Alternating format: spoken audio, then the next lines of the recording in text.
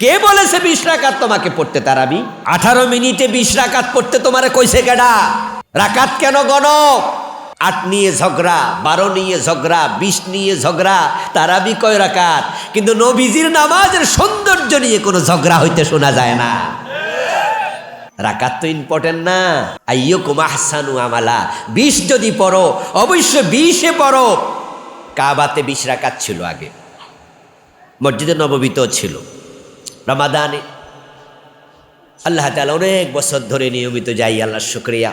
এই রমাদানেও গিয়েছি, গত রমজানেও গিয়েছি। ছাত্র জীবনে দোয়া করছিলাম, যখন ওয়াজে শুনতাম যে আল্লামা সাইদি রহমতুল্লাহ আলাই প্রতি বছর ইতিকাফ করে, উমরায় যায় রমাদানে, তখন আল্লাহরে বলছিলাম যে আল্লাহ যদি এইভাবে আমারে কবুল করতা। এখন আল্লাহ যেহেতু সামর্থ্য দিছে, এখন না গেলে হবে কৃপণতা, এজন্য যাওয়ার চেষ্টা করি। কিন্তু গত কয় বছর ধরে মক্কাতে এখন আর 20 রাকাত নাই। করোনার সময় এটা কমাইয়া 8 রাকাতে নিয়ে আসছিল। করোনা চলে যাওয়ার পরে এটা 10 রাকাত, এবারও পড়লাম 10 রাকাত। গতবারও রমাদানে পড়েছি 10 রাকাত। এর আগে 20 রাকাত ছিল।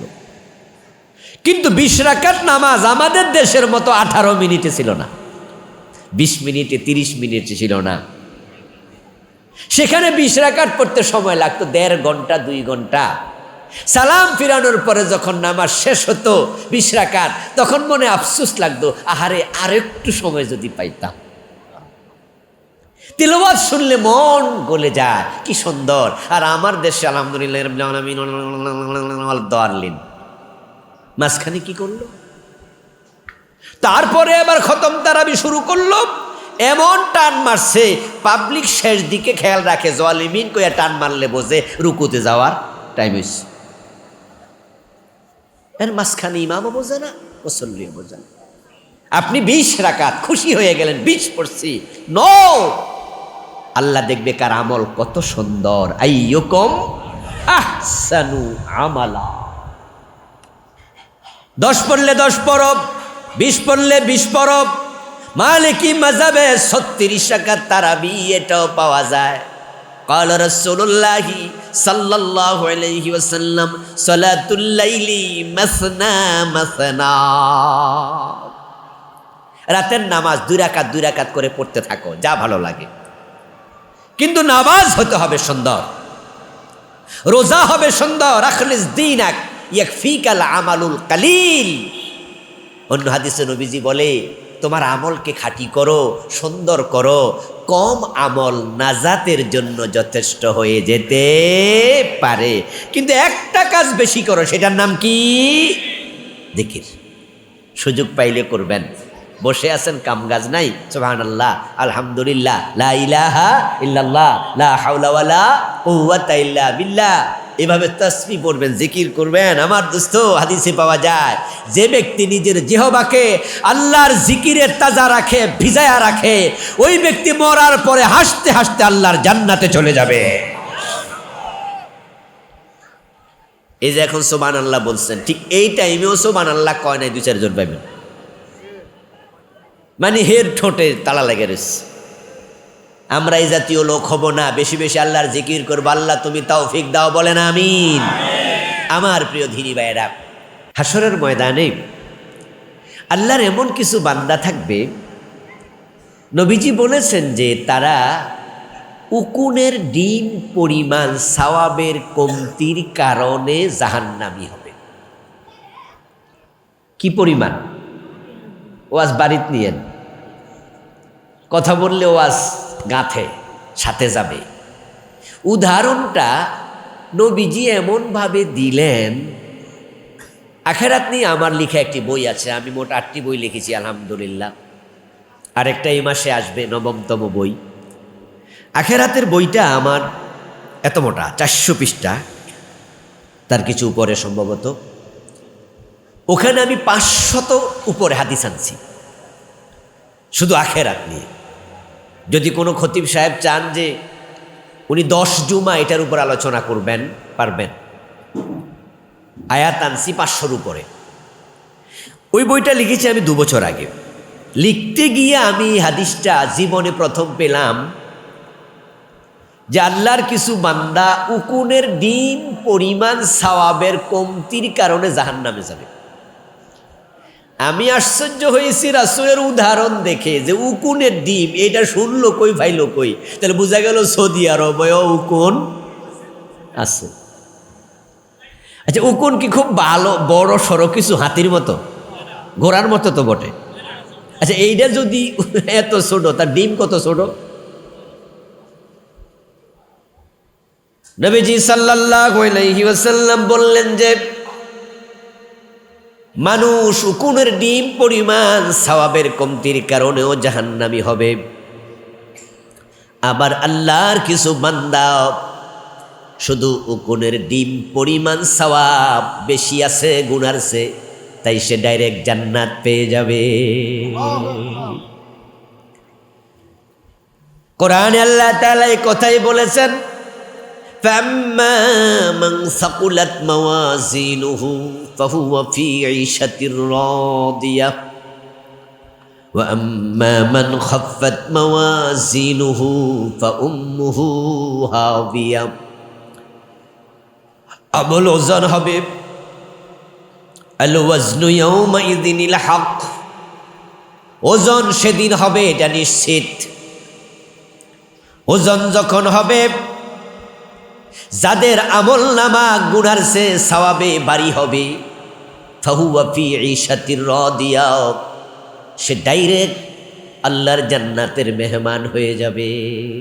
সেটা যদি উকুনের ডিম পরিমাণও বেশি হয়। আল্লাহর উকুনের ডিমের কথা কয় নাই, আল্লাহ বলছে সওয়াব বেশি হলে জান্নাত। আর নবীজি বুঝালেন কি পরিমাণ বেশি? উকুনের ডিম। وَأَمَّا مَنْ خَفَّتْ مَوَازِينُهُ فَأُمُّهُ هَاوِيَةٌ। আল্লাহ তাআলা বলে যার আমল নামা সওয়াব হালকা হবে, কম হবে, সে জাহান্নামী হবে। কি পরিমাণ কম আল্লাহ এটা বলেন নাই। নবীজি সাল্লাল্লাহু আলাইহি ওয়াসাল্লাম বলছেন যদি উকুনের ডিম পরিমাণও কম হয়। আমি যে কারণে হাদিসটা শোনালাম এবার একটু শোনেন। আচ্ছা, উকুনের ডিম পরিমাণ কম, এই সওয়াবের কারণে যারা জাহান্নামী হবে তারা কি সওয়াবের জন্য আফসোস করবে না? তারা সেদিন বলবে, আরে একটাবার সুবহানাল্লাহ পড়লে তো, একবার সুবহানাল্লাহ আলহামদুলিল্লাহ পড়লে সওয়াব কি উকুনের ডিম পরিমাণ হয় না খালি জায়গা পরিমাণ? জমিন থেকে আকাশ, মা বাইনাস সামাই ওয়াল আরদ। এবার বলুন তো, একবার সুবহানাল্লাহ আলহামদুলিল্লাহ পড়তে কয় মিনিট লাগে?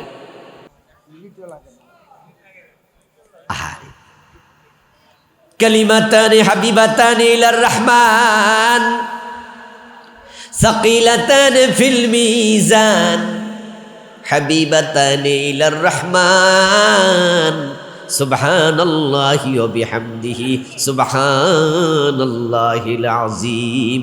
সহিহ বুখারীর শেষ হাদিস। প্রিয় নবী বলেন, আল্লাহর কাছে এমন দুটা কালেমা আছে যা খুবই প্রিয়। এ দুইটার ওজন হবে হাসরের দিন মিজানের পাল্লা সবচেয়ে ভারী। এ দুইটা কালেমা সুবহানাল্লাহি ওয়া বিহামদি, এটা পড়তে 30 সেকেন্ডও লাগে না। তো মাহফিলগুলোতে আসলে যখনই জিকির করার সুযোগ থাকে, তাসবিহ পড়ার সুযোগ থাকে, তখন ঠোঁট বন্ধ থাকা উচিত না ঠোঁট নাড়ানো উচিত? কিন্তু আমি কিছুক্ষণ আগে যে জিকির করছি, আমি কয়েকজনকে লক্ষ্য করছি ঠোঁটে নড়ে নেই। তো মাহফিল আইসিব নগদ লাভ থেকে আপনি বঞ্চিত হলেন। এই জন্য জিকির, আজকার, তাসবিহ, তাহলিল এগুলো খুব জরুরি জিনিস। নবীজি বলেছেন যে আল্লাহর জিকিরের মাধ্যমে মানুষ যত বেশি জান্নাতে যাবে, অন্য ইবাদতের মাধ্যমে এত বেশি জান্নাতে যাবে না। এ কোরআনে আমি একটি কথা বারবার পেয়েছি, একটি কথা বলেছি, দ্বিতীয়টি পাইনি। একটি কথাই আল্লাহ তাআলা বলছেন বেশি করো, সেটা হলো জিকির। উযকুরুল্লাহা যিকরান কাসীরা, আয-যাকিরিন আল্লাহ কাসীরান ওয়াজ-যাকিরাত। আল্লাহ তাআলা বেশি বেশি করার জন্য একটা আমলের কথা বলছে, সেটা হচ্ছে কি? বেশি বেশি নামাজ পড়ো, এ কথা কোরআনে নাই, এ কথা কোরআনে নাই। নামাজ দিনে কয় ওয়াক্ত ফরজ? তো 6 ওয়াক্ত ফরজ যাইব তো না? মাগরিবের ফরজ কয় রাকাত? কোনোদিন সময় হাতে থেকে 4 রাকাত ফরজ দেবো, ঠিক না? বেশি বেশি নামাজের কথা নাই। নামাজ বেশি নয়, নামাজ নির্ধারিত। রোজা বেশি নয়, রোজাও নির্ধারিত। নবীজির এক সাহাবী গেলেন, ইয়া রাসূলুল্লাহ, আমি লাগাতার রোজা রাখতে চাই। নবীজি বললেন, না, লাগাতার রেখো না। তাহলে আমি কিভাবে রাখতে পারি? নবীজি বলছেন যে দাউদ আলাইহিস সালামের মতো রোজা রাখো, একদিন রাখো আরেকদিন ভাঙো। আর নবীজির সুন্নাহ ছিল তিনি সপ্তাহে 2 দিন রোজা রাখতেন। কয়দিন? কিবার কিবা? সোমবার আর বৃহস্পতিবার। আর তিনি আইয়ামে বিদের 3টা রোজা রাখতেন। বেশি বেশি রোজা রাখো এমন হাদিস নাই, বেশি বেশি নামাজ পড়ো এমন হাদিস নাই, কিন্তু একটা কথা আল্লাহ বেশি বেশি করতে বলছে, সেটার নাম হলো জিকির। উযকুরুল্লাহ যিকরান কাসীরা। তাহলে নামাজ রোজা কেমন হবে? অন্য আমলের ব্যাপার আল্লাহ বলছে আইয়ুকুম আহসানু আমালা। অন্য আমল সংখ্যায় বাড়াইয়া বেশি লাভ নাই, ওটা কোয়ান্টিটির চেয়ে কোয়ালিটি বেশি হবে। আমি নামাজ পড়ছি 2 রাকাত, 5 মিনিট লাগছে, 7 মিনিট লাগছে। আরেকজনে 5 মিনিটে 6 রাকাত পড়ে লাইছে। মানে হের নামাজের গতি বিমানের চেয়েও বেশি। রুকু দিয়া সোজা হয়ে খাড়ায় না, এমন কিছু লোক আসেনি? সেজদা একটা দিয়ে আর একটা বইয়েও না, একটু উঠে আবার মেরে দেয়। আছে? সূরা ফাতিহা যে পড়ে হাবের সাহেবেরা রমাদানে পাইবেন বিভিন্ন মসজিদে, কি যে পড়ছে হে নিজেও বোঝে না। তাড়াহুড়া করে নামাজ নো। আমি আপনাদের সম্মুখে সূরাতুল বুরুজের 11 নম্বর আয়াতে কারিমা পড়েছি। এই গেটের বাইরে ঢুকে যান, ঢুকে যান। কত সুন্দর পরিবেশ তৈরি হয়েছে, আপনারাও চলে আসেন। সূরা বুরুজের 11 নম্বর আয়াত পড়েছি। নবীজি সাল্লাল্লাহু আলাইহি সাল্লামের পবিত্র মুখ অনুসৃত একখানা ছোট্ট হাদিস ভূমিকাতে পড়েছি। আল্লাহ তৌফিক দান করলে এখান থেকে কিছু কথা বলবো ইনশাআল্লাহ। এতক্ষণ যা কইছি এটা কিন্তু এমনি ফাও। যারা আপনার ওই যে চাইনিজ রেস্টুরেন্ট আছে না, হ্যাঁ না কয় না কেন লোকেরা, কি লক্ষ্মীপুরে চাইনিজ রেস্টুরেন্ট নাই? খাইতে গেছেন নি? যারা গেছেন তারা দেখবেন যে হ্যাঁ না, আসল খানা দেওয়ার আগে কিছু এক্সট্রা দেয়। প্রথম এটা কি নাম জানি ইংরেজিতে কয়, এটা নাকি ফ্যাডেরে রেডি করে, তো এই জন্য এটা মোকদ্দমা। হ্যাঁ, ভূমিকা স্বরূপ কিছু খানা দেয়। ওইটা চস আইটেম থাকে, ওইটা চিংড়ি টিংড়ি দিয়ে সুন্দর করে চাইনিজ। হ্যাঁ, এরপরে কিছু আলু এরকম কাইটা কাইটা ভাজি করে দেয়, যেগুলা বাড়িতে বয়ে দিলে মাইর দিব ভাই। এই তুমি কি ফ্রেঞ্চ না বাবার, ইংরেজিতে দেয় তো এই জন্য খায়। এটার বাংলা নাম আলু কইলে মাইর দিব। কি দিলি বেটা, চাইনিজ রেস্টুরেন্টে আলু খাইতে আইসি, কিন্তু বেটারা ইংরেজি কইয়া দেয়। তো তখন মূল খাবারের আগে একটু সামান্য এ জাতীয় খাবারের আইটেম দেয়, আর আমরা মজা করে খাই আর মূল খাবারের জন্য অপেক্ষা করি। তা আমি মূল খাবার মূল জায়গায় প্রবেশ করলাম। এতক্ষণ যা বললাম এটা ছিল ফাও, তবে সেটারও দরকার আছে না নাই? এখান থেকে সবক নেন। সূরা বুরুজ আয়াত নাম্বার 11। আল্লাহ তাআলা এই আয়াতে বিশ্ব মানবতাকে লক্ষ্য করে তিনি একটা মেসেজ দিলেন। মেসেজটা খুবই জরুরি, সেটা হলো কোন কাজ করলে জান্নাত পাওয়া যায়। কি পাওয়া যায়? বেহেশত পাওয়া যায় কি কাজ করলে। আর একজন মুমিনের জীবনের লক্ষ্যই হলো জান্নাত পাওয়া। আমরা আল্লাহর জান্নাতের জন্য সব করতে রাজি, প্রয়োজনে জীবন দিতেও রাজি, ঠিক না?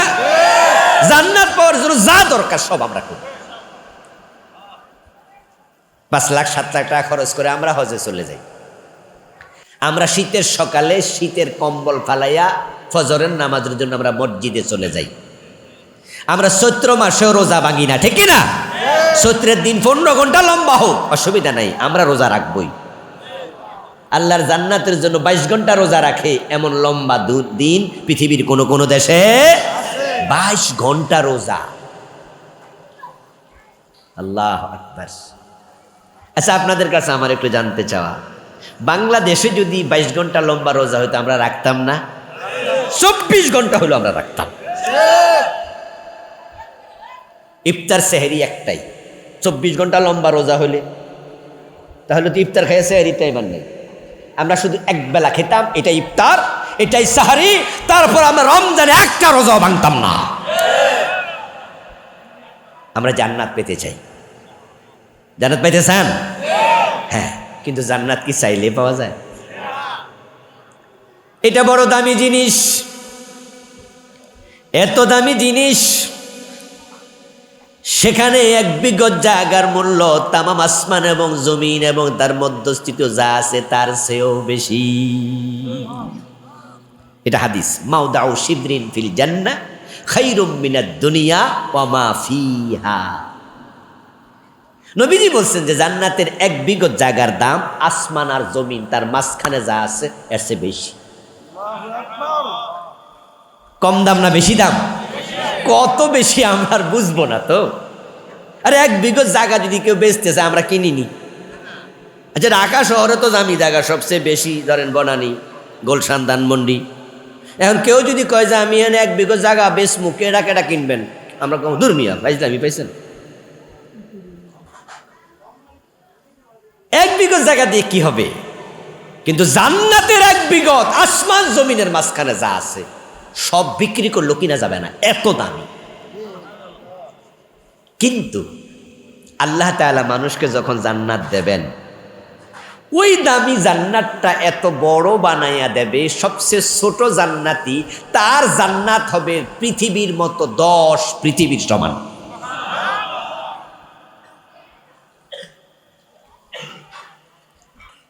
নবীজি সাল্লাল্লাহু আলাইহি ওয়াসাল্লাম বলছেন, আল্লাহ তাআলা কিছু মানুষকে পাপের কারণে জাহান্নামে পাঠাবেন, কিন্তু তারা মুমিন। নির্দিষ্ট মেয়াদের শাস্তির পর তারা জাহান্নাম থেকে মুক্তিও পেয়ে যাবে। মুক্তি পেতে পেতে একটা সময় আসবে যখন আল্লাহ চাইবেন জাহান্নামের দরজা চিরতরে বন্ধ করে দিতে। আল্লাহ চাইবেন যে আর কাউকে তিনি মুক্তি দিবেন না, বরং জাহান্নামের দরজা একবারে ক্লোজ। এটার আগে আল্লাহ একটা সাধারণ ক্ষমা ঘোষণা করবেন। দুনিয়াতে বিভিন্ন সময় জেলখানা থেকে কয়েদিদেরকে সাধারণ ক্ষমায় মাফ করা হয়। মাঝে মাঝে দেখবেন ঈদ যখন আসে তখন রাষ্ট্রপ্রধানের একটা নির্দেশ আসে, এই ক্যাটাগরিতে পড়লে ওদেরকে জেলখানা থেকে বের করে দাও।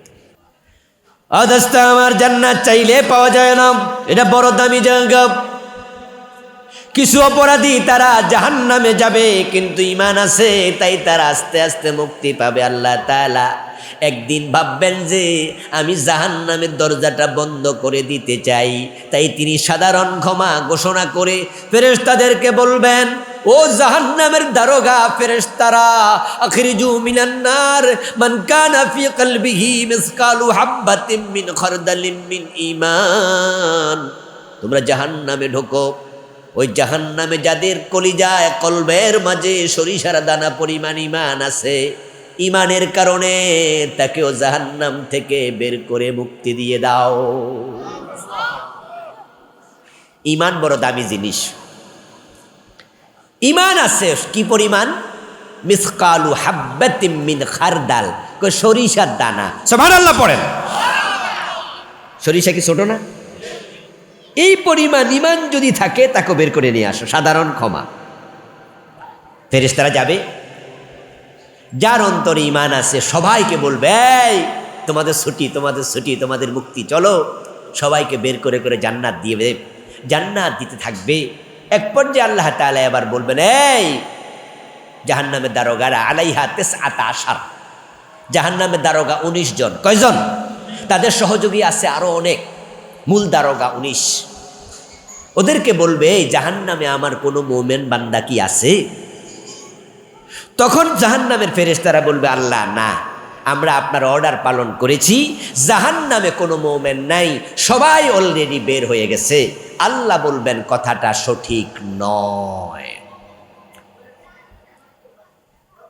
বরং জাহান্নামের দিক থেকে আমি একটা তাসবির আওয়াজ পাচ্ছি। জাহান্নামের আগুন থেকে আমার এক বান্দা পড়ছে সুবহান কুদ্দুসুন রব্বুনা ওয়া রব্বুল মালাইকাতি ওয়ার রূহ। ওই ব্যক্তির ঈমান না থাকলে তাসবিহ পড়তো না। এটা আমার মোমেন বান্দা, তাকে জাহান্নাম থেকে বের না করে আমি জাহান্নামের দরজা বন্ধ করব না।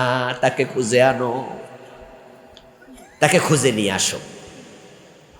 এবার ফেরেশতারা জাহান্নামে আবার ঢুকবে, জাহান্নামের দারোগা যারা ঢুকে তারা আবার খুঁজবে, খুঁজে আল্লাহকে রিপোর্ট করবে, বারে খোদা জাহান্নামে তো কোনো আমরা মোমেন আর খুঁজে পাই না। আল্লাহ তখন জাহান্নামের প্রধান দারোগার নাম মালেক। কি নাম? ওই মালেককে ডাকবেন, ও মালেক তুমি যাও। মালেক জাহান্নামকে তেমনই চিনে মা তার সন্তানকে যেমন চিনে। মালেক ফেরেশতার সন্তান যেভাবে মা যেভাবে সন্তানকে চেনে, সে জাহান্নামকে তেমনই চিনে। কিন্তু যে বান্দা তাসবিহ পড়ছে, মালেক ফেরেশতা জাহান্নামে তাকেও খুঁজে পাবে না। তিনি এসে বলবেন প্রভু পুরা জাহান্নাম খুঁজেছি, কোনো মোমেন নাই। আল্লাহ বলবে মালেক যাও যাও এ তাসবিহ ফলো করো। তখন মালেক ফেরেশতা ওই তাসবিহ অনুসরণ করে জাহান্নামে ডুববে। তিনি দেখতে পাবেন এই তাসবিহ এমন এক জায়গা থেকে আসছে যেখানে কোনো মানুষ নাই। জাহান্নামের আগুন দাউ দাউ করে জ্বলছে আর জাহান্নামের কীট পতঙ্গ পড়ে আছে, কিন্তু যেহেতু তাসবিহ এখান থেকে আসছে ভাবছেন এখানেই সে লোকটা আছে। মালেক ফেরেশতা ওই কীট পতঙ্গগুলো সরাবে, সরায়া দেখবে ঠিকই একবারে লাকড়ির মতো। লাকড়ি যেমন জ্বলে গেলে কি হয়ে যায়? কয়লা হয়ে যায়, অঙ্গার হয়ে যায়। এরকম একবারে ফাইন্নাহু ইয়াকুনু হুমামা।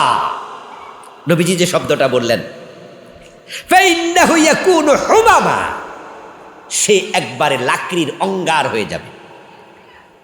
মালেক ফেরেশতা দেখে যে একটা লাকড়ি পইরা আছে, মনে হয় জয়লা পইরা, কিন্তু তার কপালে সেজদার জায়গা জাহান্নামের আগুন খায় নাই।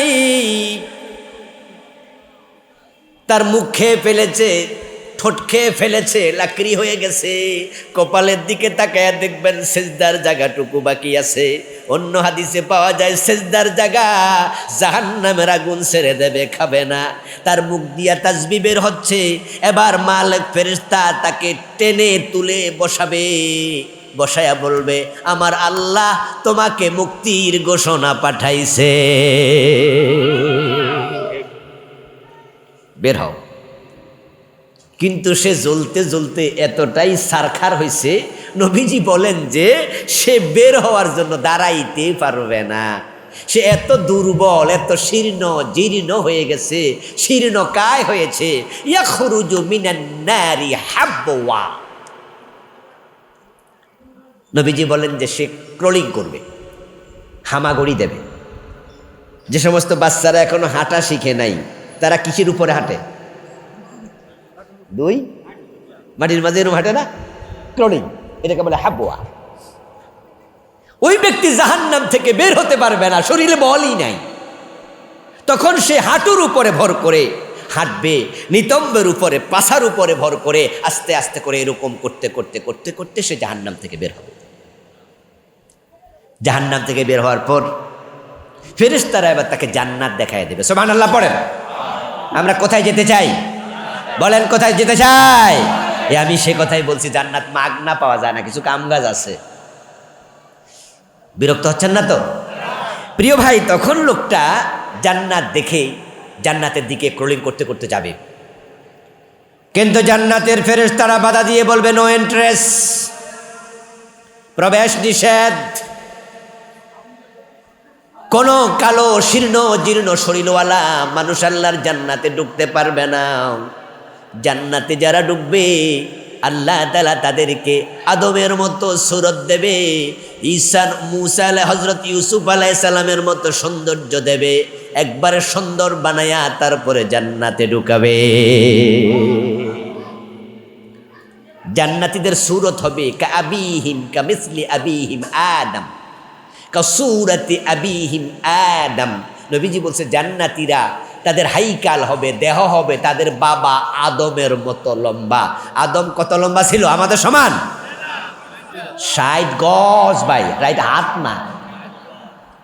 খালাকাল্লাহু আদামা আলা সূরাতিহি ওয়া তুলুহু 60 জিরা। জেরা মানে গজ।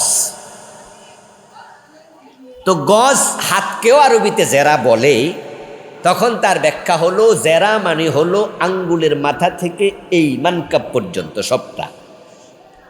এটা ফুরাটা যদি হয় তাহলে জেরা, আর যদি পর্যন্ত কনুই পর্যন্ত হয় তাহলে কয় এক হাত। কি বলে? এটা হলো হাতের মাপ। আর যদি এ পর্যন্ত হয় তাহলে জেরা, তাহলেও কিন্তু এখানে 1.5 হাত হয়ে গেল তো। আর জেরা শব্দের আরেক অর্থ হলো সরাসরি গজ, 3 ফুটে 1 গজ। তাহলে 18 দুগুণ 36 মানে 2 হাত, নাকি 2 হাত না? আচ্ছা, তাহলে আদম আলাইহিস সালাম যদি জেরা গজ হিসাবে হয় তাহলে 60 গজ মানে উনি হবেন 120 হাত লম্বা। অথবা যদি আমরা জেরা ধরি তা হইল হবে 90 হাত। প্রশ্ন হতে পারে এত বড় আল্লাহ আমাদের কেন বানাবে জান্নাতে দেওয়ার সময়? উত্তর হলো আপনি আর আমার যে সাইজ, ওই জান্নাতের একটা আপেল খাইলেও তো ফেটে জায়গা হইব। তো জান্নাতে এত নেয়ামত ভোগ করার জন্য সাইজ একটু বড় হওয়া দরকার আছে না নাই? এজন্য আল্লাহ আদমের মতো বড় 120 হাত লম্বা বানিয়ে দেবে। মানুষের পেটের সাইজ কত জানেননি? পেটের সাইজ হচ্ছে তার দেহের প্রায় 1/3।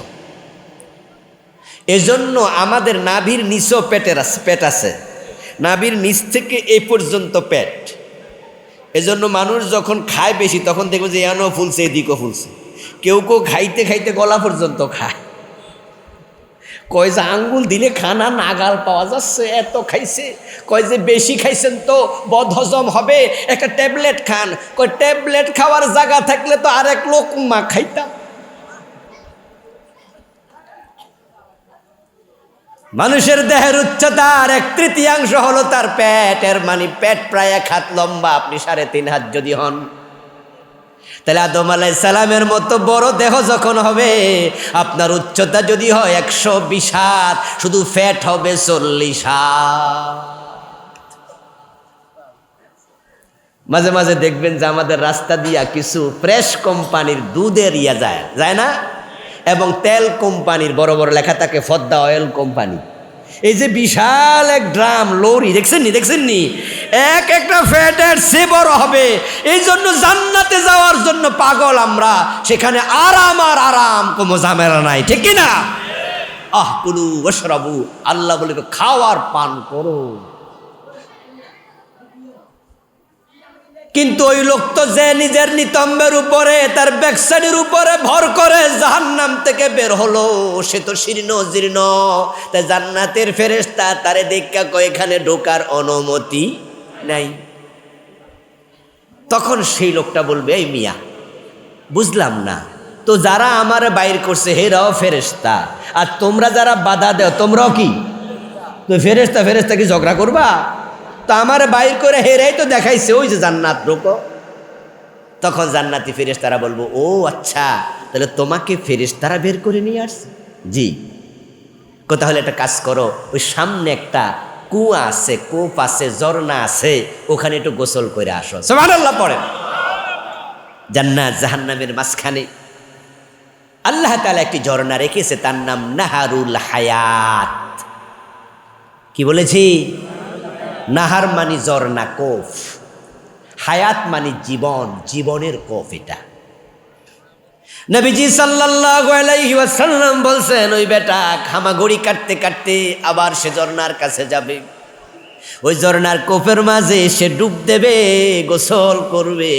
গোসল করে মাথা তোলার সাথে সাথে আল্লাহ তাকে জান্নাতি সুপুরুষে পরিণত করে দেবে। পুরা বডি সাথে সাথে চেঞ্জ। এবার সে জান্নাতে ঢুকবে। ফেরেশতারা বলবে এখন ঠিক আছে। জান্নাতে ঢুকার পর ঝামেলা হয়ে যাবে। সে দেখবে জান্নাতে যত ঘর বাড়ি আছে অলরেডি সব দখল, বিশাল বিশাল প্রাসাদ। কিন্তু সে প্রাসাদের সামনে গিয়ে দেখবে প্রাসাদের সামনে লেখা আছে এটা আবু বকরের প্রাসাদ, ওইটা ওমরের প্রাসাদ, এটা ওসমানের, এটা অমকের, ওইটা অমকের। সে অনেকক্ষণ ঘুরে ঘাড়ে দেখবে যে খালি কোনো বাড়িঘর নাই। তখন সে আল্লাহকে বলবে তাখায়্যালু ইলাইহি আন্নাহা মালা। নবীজি বলছেন যে তার কাছে মনে হবে জান্নাত অলরেডি পুরা ভরপুর হয়ে গেছে। খুঁজা খাইজা না পাইয়া সে এবার আল্লাহর সাথে বলবে আল্লাহ জান্নাত দিলা, এটা গড় দিলা না, শুধু রাস্তা রাস্তায় হাঁটাইবা বুঝি। আল্লাহর কাছে বলার পর আল্লাহ তাআলা বলবেন মিয়া খোঁজো, আছে, খুঁজা নেও। আবার কিছুক্ষণ ঘুরে আবার একই কথা বলবে আল্লাহ আমার ঘর দেও। আল্লাহ বলবে আছে, তোমার জন্য আছে, খুঁজে নাও। সে আবার খোঁজাখুঁজি করে বলবে আল্লাহ আমি পাই না, তুমি দাও। এবার রাসূল বলে আল্লাহ তাকে বলবেন তাহলে আমার কাছে তুমি চেয়ে নাও, কতটুকু চাও বলো। আল্লাহর বান্দা মনে মনে বলবে সামান্য হলেই চলে, জাহান্নামে যে মাইরি খাইছি সারছে এটাই তো বেশি। হে ডরে আল্লাহর কাছে বেশি চাইবে না, কারণ হে তো জানে কি মাইটটা যে খাইছে। আল্লাহ তার সাথে মশকরা করছে, মজা করছে, এই তুমি কতটুকু লাগবে। যেমন ধরেন রাস্তার পাশে মসজিদের পাশাপাশি আমরা যখন আসর মাগরিব পরে বের হই কিছু ভিক্ষুক বসে থাকে না। এখন ভিক্ষুককে আপনি যদি বলেন যে মিয়া কি চাও, তো ভিক্ষুক বলে স্যার ভিক্ষা দেন। তা আপনি বলবেন যে কত দিতাম কও। হে কিন্তু মুসিবতে বলে যাবো, হে বুদ্ধি করে কইব কি স্যার আপনি যা দেন দেন, কিন্তু আমনে কইতেছে যে ক লাগবো, কইলে দেব। এখন এ মনে মনে করবো বেশি জানি আবার না দে কি ভাই কইব না, যে হে কইব যে 1 লাখ টাকা দেন। যে ভিক্ষুকে কোনোদিন কইব যে 1 লাখ দেন, অথচ আপনার মনে আছে কিন্তু আপনি 1 কোটি চাইলেও দিবেন, আপনি এত বড় ধনী মানুষ। কিন্তু ভিক্ষুক মনে করবে যে 500 টাকার বেশি চাইনি আবার না এ দে, পরে আমও নাই।